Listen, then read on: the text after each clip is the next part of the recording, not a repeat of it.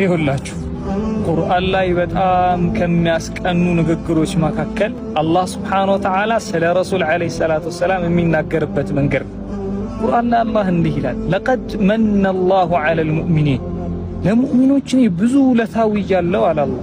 ብዙ ውለታ ውሏል አላህ ለሙእሚኖች።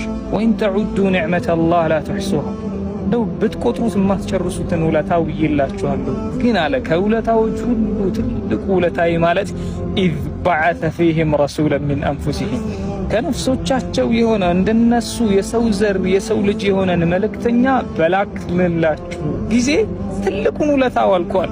የትሉ ዐለይሂም አያቲሂ ወዩዘኪሂም ወዩዐልሙሁሙል ኪታብ ወልሕክመ ወኢን ካኑ ሚን ቀብሉ ለፊ ضላሊን ሙቢን። ረሱል ዓለይሂ ሰላቱ ወሰላም ማለት አለ አላህ ለሙእሚኖች የኔ ውለታ ናቸው። ቢአቢ አንተ ወኡሚ ያ ረሱል